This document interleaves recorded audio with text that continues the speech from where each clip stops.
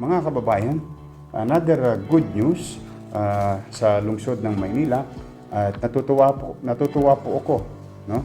Natutuwa po ako, mga kababayan.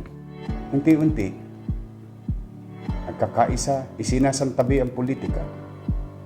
Maraming salamat sa 173 na congressman.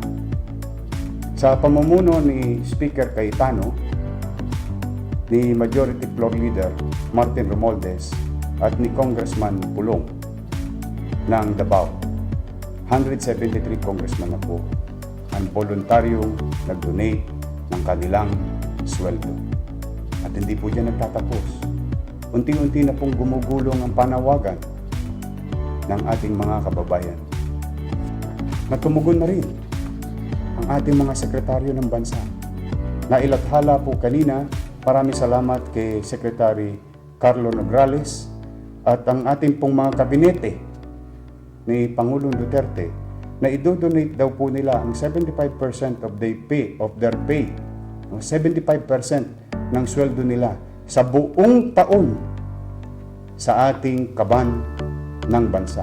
On behalf of the people of Manila, maraming salamat sa inyo.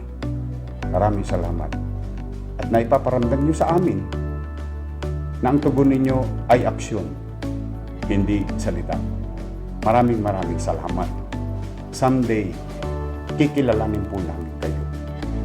Ngayon, kailangan namin ng tulong. Ngayon namin kayo kailangan. Sa mga tumugon, maraming salamat.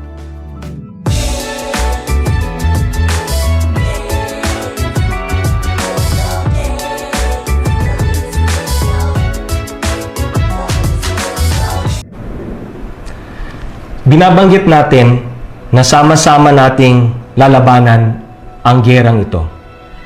Nais din nating ipagbigay alam na karamihan, majority, na mga miyembro ng gabinete ni Pangulong Duterte ay voluntaryong ibibigay ang malaking bahagi, 75%, ng kanilang buwanang sahod upang ilaan sa mga programa ng gobyerno upang sugpuin ang COVID-19 sa loob ng panahong pinapatupad ang Bayanihang Law. Ilan sa ating mga kasamahan ay voluntaryong babawasan ang kanilang mga sahod hanggang Disyembre pa ngayong taon para sa mga programang ito. Mga kababayan, lagi nating tandaan, kasama tayo lahat dito. Hindi tayo pwedeng magwatak-watak, hindi tayo pwedeng maghiwa-hiwalay. Lahat tayo kasama dito. Together, paulit-ulit, together, we can beat COVID-19.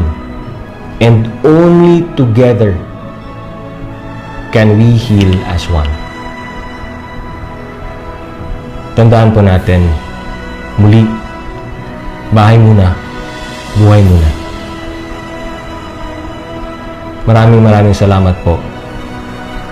At ilabas po natin ang tunay na diwa, puso, pagmamahal, malasakit, at pagkakaisa ng Pilipino.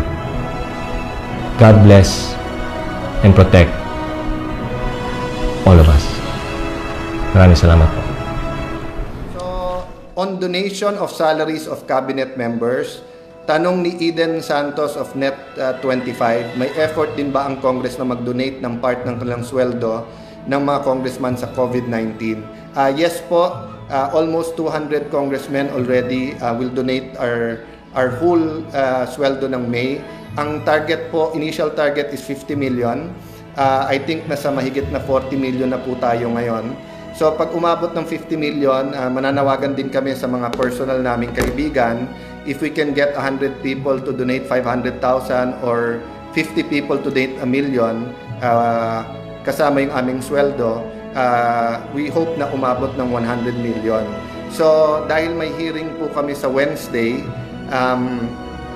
para sa Defeat COVID COVID-19 committee, doon na rin pag-uusapan kung after hearing from the DOH and DSWD kung saan sila up to speed, ibig sabihin, ayaw kasi namin halimbawa bumili ng PPEs, yung pala may 5 billion or 2 billion worth of PPEs, or bumili ng pagkain, yung pala may provisions sa pagkain, no?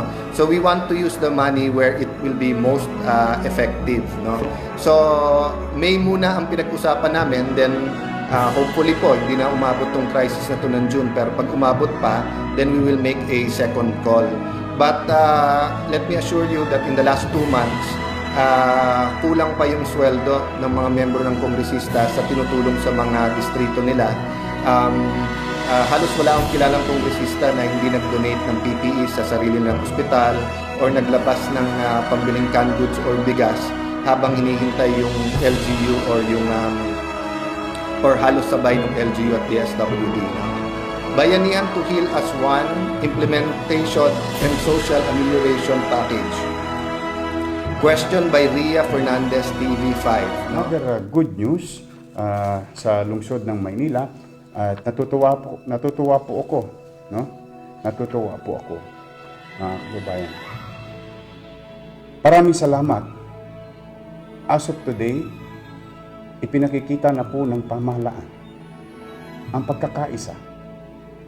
Unti-unti, nagkakaisa, isinasantabi ang politika. Maraming salamat sa 173 na congressman. Sa pamumuno ni Speaker Cayetano, ni Majority Floor Leader Martin Romualdez at ni Congressman Pulong ng Davao, 173 congressman na po ang voluntaryong nag-donate ng kanilang sweldo. At hindi po dyan nagtatapos. Unti-unti na pong gumugulong ang panawagan ng ating mga kababayan na maipakita ng mga halal ng bayan at mga naitalaga ng Pangulo. Mga kababayan, ngayon po lumabas sa balita na tumugon na rin ang ating mga sekretaryo ng bansa. Nailathala po kanina, maraming salamat kay Secretary Carlo Nograles at ang ating pong mga kabinete ni Pangulong Duterte na idodonate daw po nila ang 75% of their pay, ang 75% ng sweldo nila sa buong taon sa ating kaban ng bansa para makatulong sa ating mga kababayan. Yan po, mga kababayan, ang hinahanap ng taong bayan ngayon. Pagkakaisa. Hindi sagot dito, sagot diyan. Pag may panawagan sa pagkakaisa, ang mainam ay sagutin ang pagkakaisa. Pagsasantabi ng pagkakaiba-iba ng pananaw o political ideology. Ngayon, ang tunay na kalaban ay COVID-19, hindi kapwa politiko. Kaya po, nakakatuwang isipin na marami nang tumutugon. Mga kababayan, ito na po yung hinihintay ninyo. Ipinakikita na ng mga halal ng bayan sa Kongreso, mga kabinete, mga congressman, lalo na sa lungsod ng Maynila. Tumawag po kanina at kausap ko rin si dating Mayor Lito Atienza, na ngayon ay congressman ng Buhay Party List.